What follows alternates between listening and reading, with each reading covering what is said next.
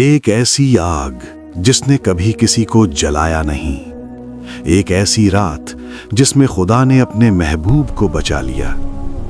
مگر یہ کیسے ممکن ہوا؟ اور وہ کون تھا جسے آگ نے چھوا تک نہیں؟ یہ واقعہ صرف ایک معجزہ نہیں، یہ ایمان اور تکبر کی جنگ تھی۔ اور آج آپ سننے والے ہیں وہ سچ جو تاریخ میں ہمیشہ کے لیے لکھ دیا گیا۔ ہزاروں سال پہلے میسوپوٹیمیا کی سرزمین پر ظلم کا راج تھا۔ لوگوں نے خدا کو بھلا دیا تھا، پتھروں کو سجدہ کرتے تھے، لکڑی کے بتوں سے دعا مانگتے تھے، اور ایک بادشاہ تھا جس نے اپنے آپ کو خدا کہہ دیا۔ اس کا نام تھا نمرود۔ نمرود صرف ایک بادشاہ نہیں تھا، وہ اپنی طاقت کا غرور کرتا تھا۔ اپنے تخت پر بیٹھ کر لوگوں سے کہتا تھا، میں تمہارا مالک ہوں، میں زندگی دیتا ہوں، میں موت دیتا ہوں۔ اس کی آنکھیں تکبر سے بھری تھیں، اس کا دل اللہ سے خالی تھا، مگر اسے یہ نہیں پتا تھا کہ ایک بچے کی پیدائش اس کی تباہی کا سبب بنے گی۔ اسی اندھیرے میں ایک نور پیدا ہوا، ایک بچہ جس کی فطرت میں توحید تھی۔ جب سب لوگ بتوں کو پوجتے تھے، یہ بچہ آسمان کو دیکھ کر سوچتا تھا، یہ چاند، یہ ستارے، یہ سب بھی تو ڈوب جاتے ہیں، پھر یہ خدا کیسے ہو سکتے ہیں؟ اس کا نام ابراہیم تھا، اور وہ صرف ایک انسان نہیں، وہ اللہ کا خلیل، اس کا محبوب بننے والا تھا۔ چھوٹے ابراہیم اپنے والد آزر کی دکان میں جاتے۔ وہاں مختلف قسم کے بت رکھے ہوتے تھے۔ لوگ آتے اور انہیں خرید کر لے جاتے۔ ابراہیم علیہ السلام یہ سب دیکھتے اور حیران ہوتے۔ یہ پتھر جو خود کچھ نہیں کر سکتے، یہ لوگوں کی دعائیں کیسے سن سکتے ہیں؟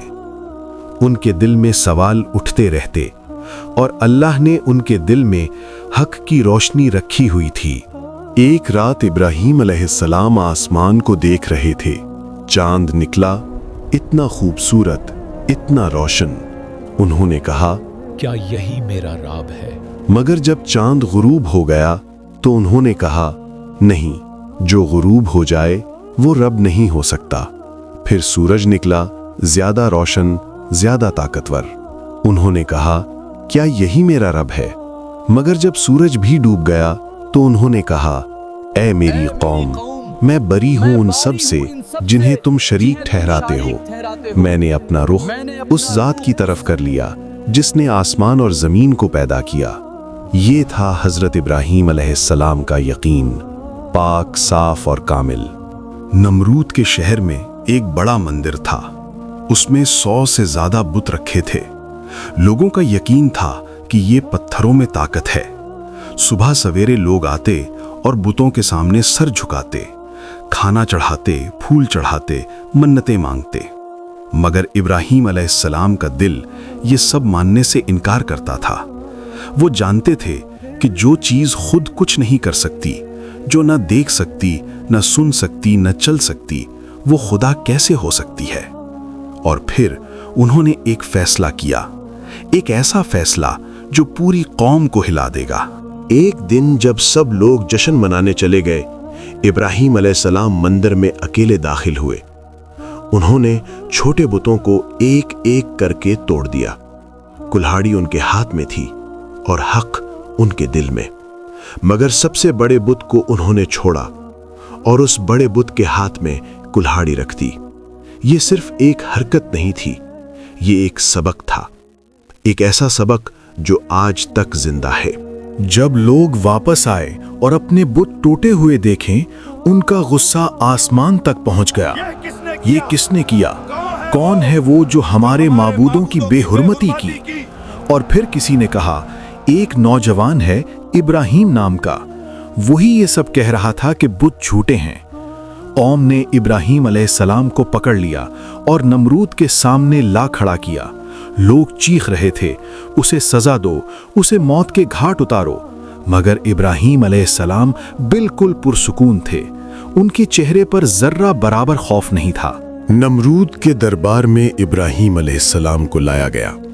بادشاہ اپنے تخت پر غرور سے بیٹھا تھا، اس کے چاروں طرف وزیر، پجاری اور محافظ کھڑے تھے۔ نمرود نے پوچھا، تم نے ہمارے بتوں کو کیوں توڑا؟ ابراہیم علیہ السلام نے بالکل سکون سے جواب دیا، میں نے نہیں، اس بڑے بت نے توڑا ہے۔ اگر یہ بول سکتے ہیں تو ان سے پوچھ لو۔ نمرود کا غصہ اور بھی بڑھ گیا، تو جانتا ہے یہ نہیں بول سکتے۔ ابراہیم علیہ السلام مسکرائے اور کہا، پھر تم ان کی عبادت کیوں کرتے ہو جو نہ بول سکتے ہیں، نہ تمہارا بھلا کر سکتے ہیں، نہ تمہارا نقصان؟ وہ لمحہ تھا جب سچ نے جھوٹ کو بے نقاب کر دیا۔ دربار میں خاموشی چھا گئی، کسی کے پاس کوئی جواب نہیں تھا۔ نمرود اپنی شکست برداشت نہ کر سکا۔ اس نے کہا، تو کہتا ہے تیرا رب زندہ کرتا ہی اور مرتا ہے، میں بھی زندہ کرتا ہوں اور مرتا ہوں۔ اور اس نے اپنے محافظوں کو حکم دیا۔ 2 قیدیوں کو لایا گیا، ایک کو اس نے آزاد کر دیا، دوسرے کو قتل کروا دیا، اور کہا، دیکھا میں نے ایک کو زندگی دی، ایک کو موت۔ ابراہیم علیہ السلام نے کہا، بے شک اللہ سورج کو مشرق سے نکالتا ہے، تو اگر تو سچا ہے تو اسے مغرب سے نکال کر دکھا۔ نمرود لاجواب ہو گیا، اس کا منہ غصے سے لال ہو گیا، اور اس نے ایک خطرناک فیصلہ کیا۔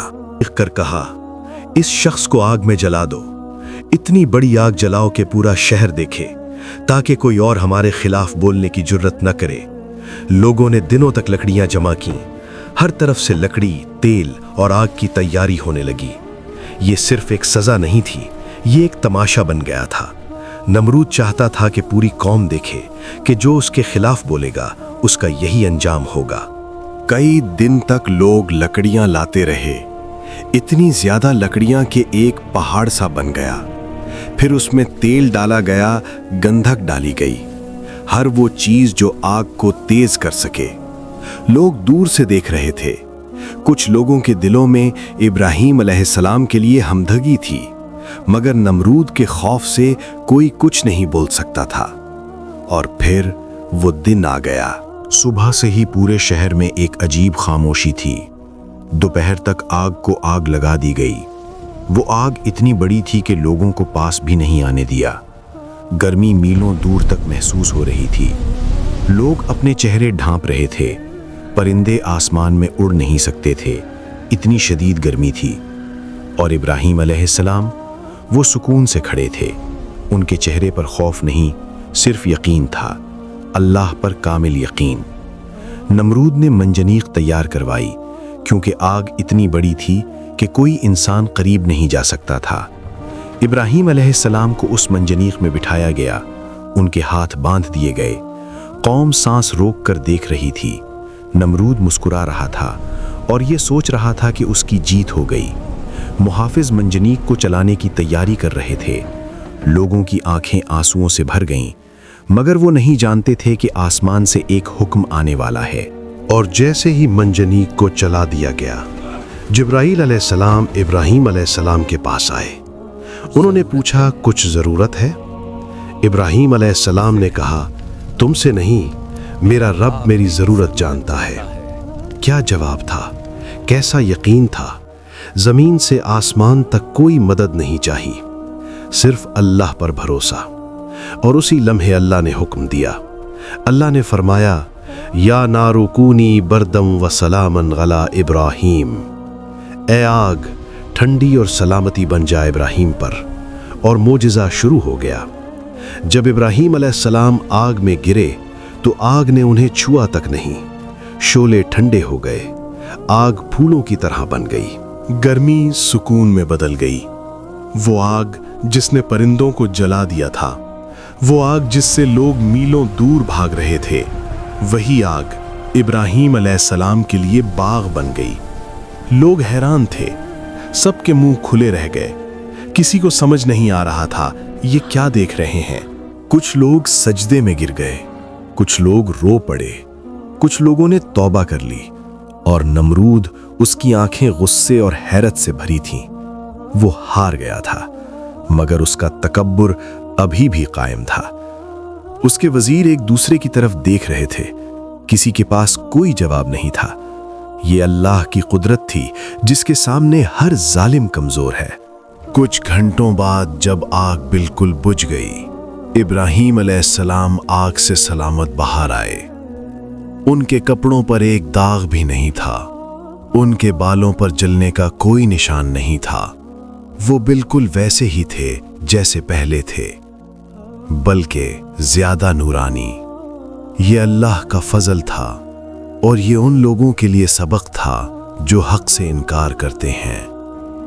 लोग उनके गिर्द जमा हो गए, कुछ ने ईमान ले आया, कुछ ने खामोशी इख्तियार कर ली, मगर सब इस मुआजिज़े को देख चुके थे। नमरूद हार गया, मगर उसने तौबा नहीं की। उसका दिल इतना सख्त हो चुका था कि मौजज़ा देखने के बाद भी वो झुका नहीं। यही जालिम लोगों की निशानी है, वो हक को देखकर भी अपने गुरूर को नहीं छोड़ते और आखिर में उनकी तबाही उन्हीं के हाथों होती है। नमरूद की हुकूमत खत्म हुई, मगर इब्राहीम अलैहिस्सलाम का पैगाम हमेशा के लिए जिंदा रहा। आज भी जब हम ये वाकया सुनते हैं तो हमारे दिलों में ईमान की लहर दौड़ जाती है।